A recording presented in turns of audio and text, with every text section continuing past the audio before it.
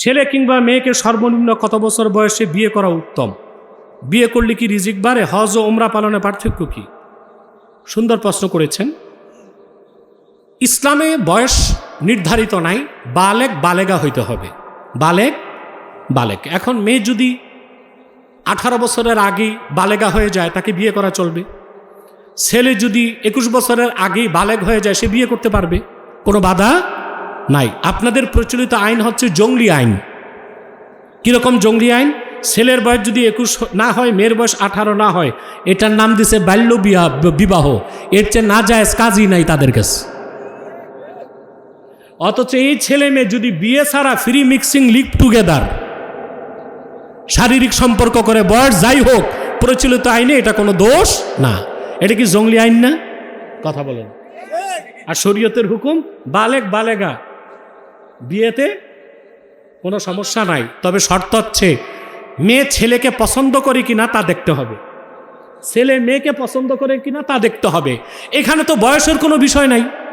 দেখা গেল একটা মেয়ের বয়স 26 বছর, বুঝলেন, বিয়ে হয় নাই।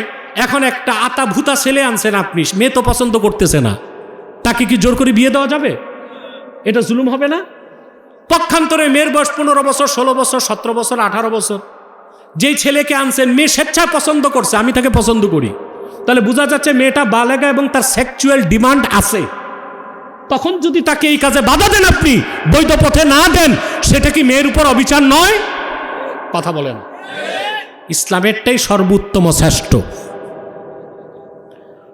বিয়ে করলে কি রিজিক বাড়ে? হ্যাঁ, রিজিক বাড়ে। আপনারটাও পাবেন, বউয়েরটাও, বাচ্চা কাচ্চা হলে আরও বাড়বে। হজ ও ওমরা পালনের পার্থক্য কি? ধনী ধনাঢ্য ব্যক্তি কাবা শরীফ পর্যন্ত পৌঁছার সক্ষমতা যার আছে, তার জীবনে একবার হজ করা ফরজ। যদি সে হজ না করে সে গুনাহগার হবে এবং তাকে কঠিন শাস্তির সম্মুখীন হতে হবে। আর ওমরা বছরের যে কোনো সময় আল্লাহর ঘর জিয়ারত করতে গেলে, তোয়াফ করতে গেলে সেটা ওমরা।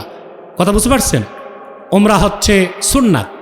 বিশেষ করে হাদিস শরীফে এসেছে, রাসূলুল্লাহ সাল্লাল্লাহু আলাইহি ওয়াসাল্লাম ইরশাদ করেছেন, যে ব্যক্তি রমজানে ওমরা করলো আল্লাহ তাকে একটা হজের সওয়াব দিবেন। তো ওমরাটা সহজ। ওমরাতে কাজ হচ্ছে আপনার এহরাম পরবেন, কাবাঘর তোয়াফ করবেন, বুঝলেন, মাকাম ইব্রাহিমের পিছনে 2 রাকাত নামাজ পড়বেন, সাফা মারওয়ায় সাই করবেন, তারপর চুল কেটে মুন্ডন করবেন বা কাটবেন, ওমরা হয়ে গেল। আর হজ করতে গেলে আরাফাতে অবস্থান করতে হবে, মিনাতে অবস্থান করতে হবে, শয়তানকে পাথর মারতে হবে, ঠিক কি না? মুজদালিফায় রাত যাপন করতে হবে, ওইটা কঠিন। আপনারা ফখরুদ্দিন রাজির নাম শুনছেন? কথা বলেন। ইমাম ফখরুদ্দিন রাজি, ওনার বিশাল তাফসীর মাফাতিহুল গায়েব, 11 খণ্ড,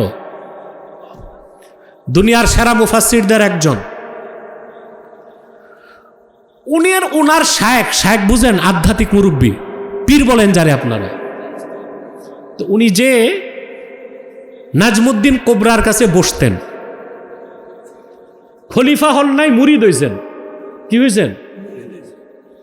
নাজমুদ্দিন কোবরা তাকে দিয়েছেন কোন এক পাহাড়ে যে 40 দিনে চিল্লা দিতে।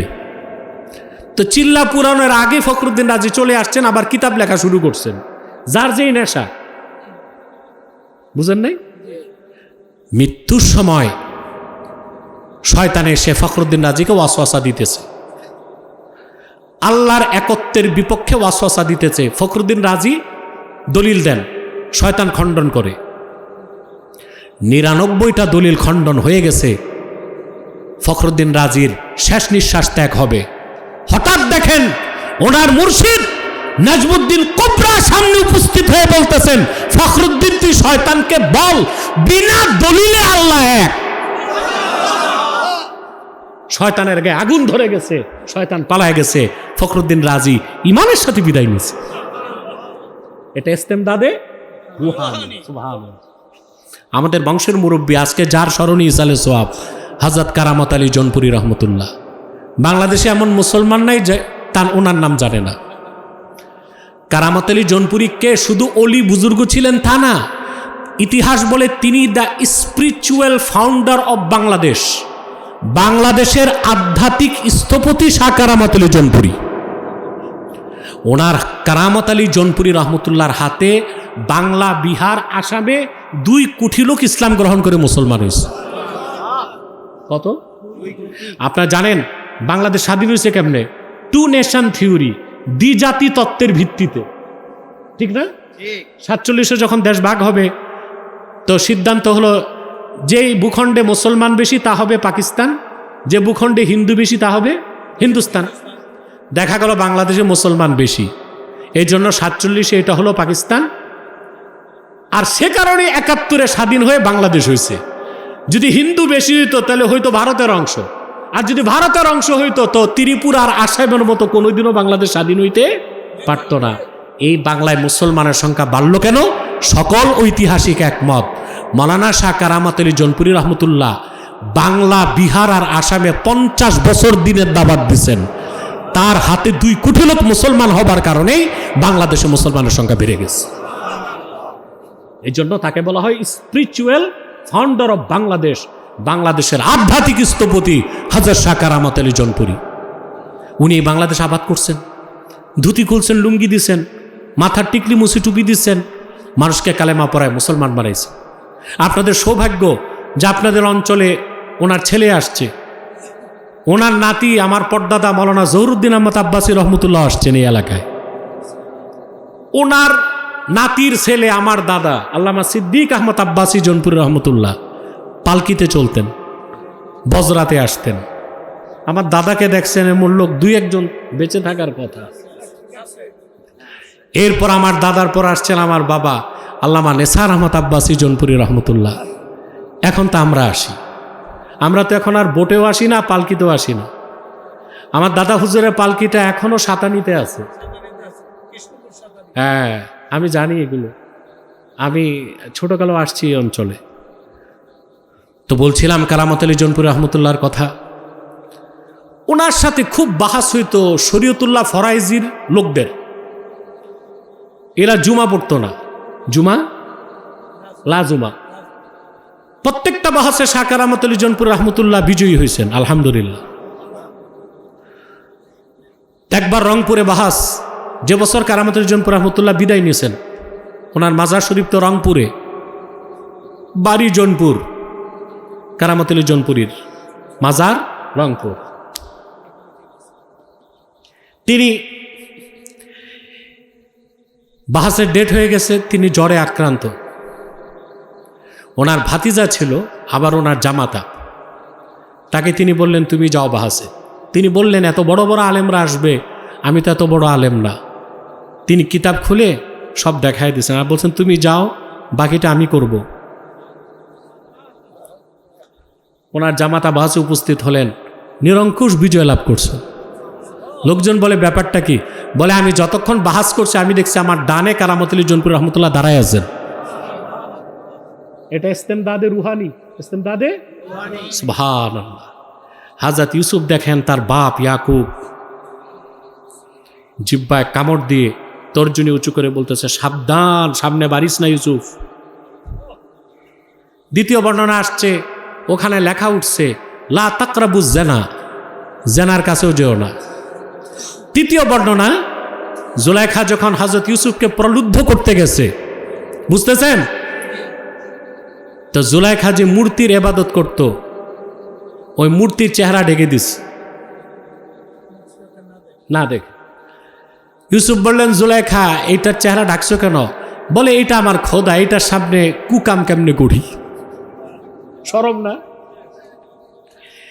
হযরত ইউসুফ বললেন রে জুলাইখা, তোমাদের হাতে বানানো কল্পিত খোদার নজর ঢাকা যায়, কিন্তু যিনি মালিকুল আমলাক আল্লাহ রাব্বুল আলামিন, ওনার নজর ঢাকা যায় না।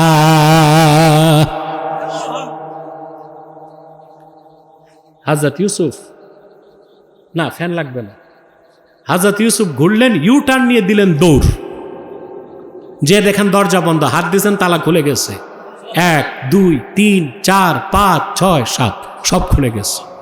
আল্লাহ পাক বলেন ওয়াস্তাবাকাল বাবা ওয়াকদ্দাত কামিসাহু মিন দুবুরিন ওয়া আলফায়া সাইয়্যিদাহা লাদাল বাব। আল্লাহ পাক বলেন দুজনেই দরজার দিকে দৌড় দিলেন, একজন পালাতে আরেকজন ধরতে। একজন পালাতে, কিসের থেকে পালাতে? গুনার থেকে পালাতে। এটাই তো তাকওয়া, গুনার থেকে পালাতে। আরেকজন ধরতে চাচ্ছে গুনাহ করার জন্য। আল্লাহ বলেন ওয়া আলফায়া সাইয়্যিদাহা লাদাল বাব, বের হই দুজনেই দেখেন জুলাইখার স্বামী দাঁড়ায় আছে। ধরা খাইছে কে? মহিলাটা। মহিলাদের চরিত্র, তারা সুর পাল্টাইতে দেরি করে না।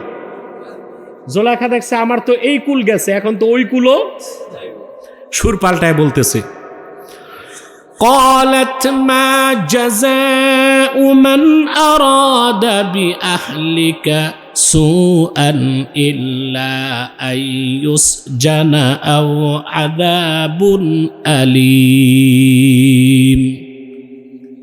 সুর পাল্টায় বলতেছে আজিজে মিসর, যে ব্যক্তি তোমার ঘরে থেকে তোমার স্ত্রীর সাথে খারাপ আচরণ করতে চায় তার কি শাস্তি হওয়া উচিত? তাকে তো কঠিন শাস্তি দেওয়া দরকার, কিংবা জেলখানায় বন্দী করা দরকার। হযরত ইউসুফ তখন আত্মপক্ষ সমর্থন করে বললেন قال هي راودتني عن نفسي। হযরত ইউসুফ বললেন আজিজে মিসর, আমি তোমার স্ত্রীর সাথে খারাপ কাজ করতে চাই নাই, আমি তাকে প্রলুব্ধ করি নাই, বরং সেই আমার দিকে প্রলুব্ধ হয়েছে। এখন বাদী বিবাদী কারো পক্ষে তো সাক্ষী নাই। ইউসুফ আলাইহিস সালাম কি গুনাহ থেকে বাঁচাইছেন কে? এবার তার সম্মান বাঁচাইছেন কে? আল্লাহ বলেন ওয়া শাহিদা শাহিদুম মিন আহলিহা ইন কানা কামিসুহু কুদ্দা মিন ক্বাবলিন ফাসাদাকাত ওয়া হুয়া মিনাল কাযিবিন ওয়া ইন কানা কামিসুহু কুদ্দা মিন দুবুরিন ফাকাযাবাত ওয়া হুয়া মিনাস সাদিকিন। ছোট বাচ্চা 6 মাসের, তার মুখ ফুটে গেছে, ডাক দিয়ে বলতেছে আজিজে মিসর, তুমি তল্লাশি করো ইউসুফের কাপড়, যদি পিছন দিক দিয়ে ছিঁড়া হয় তো ইউসুফ মিথ্যাবাদী, তোমার স্ত্রী সত্যবাদী। আর যদি দেখো কাপড়টা সামনের দিক দিয়ে ছিন্ন,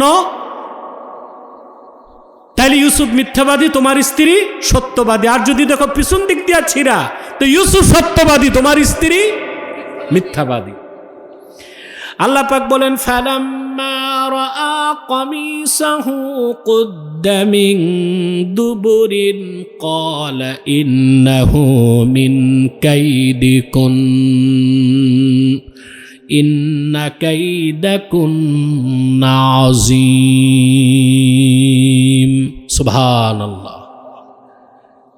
আজিজে মিসর তল্লাশি করে দেখলেন ইউসুফের পিছন দিক দিয়ে ছিঁড়া।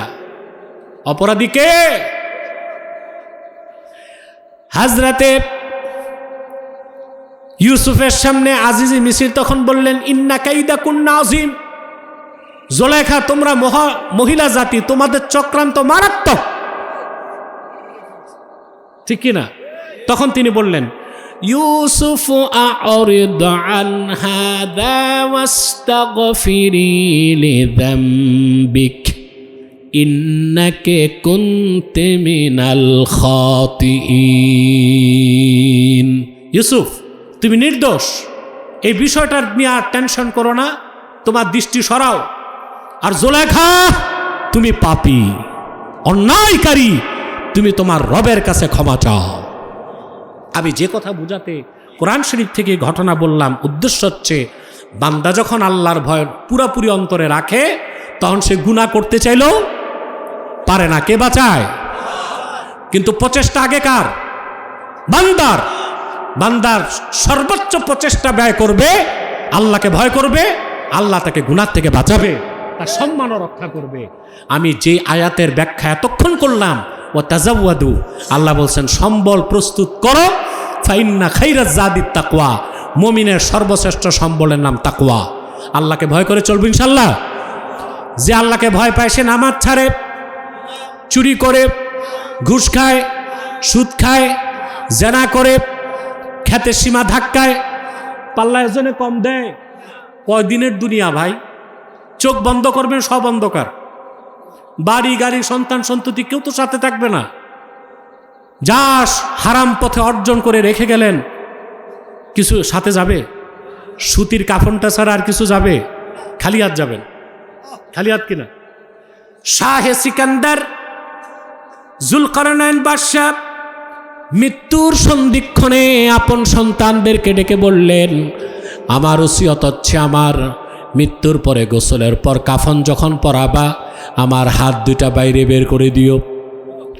সন্তানরা জিজ্ঞেস করেছে কেন?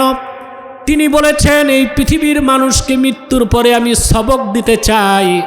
7 সাম্রাজ্যের সম্রাট সেকান্দার বাদশাহ খালি হাত চলে গেছে, একটা সোনা রূপার পয়সাও হাতে নিয়ে যেতে পারে নাই। আপনি পারবেন?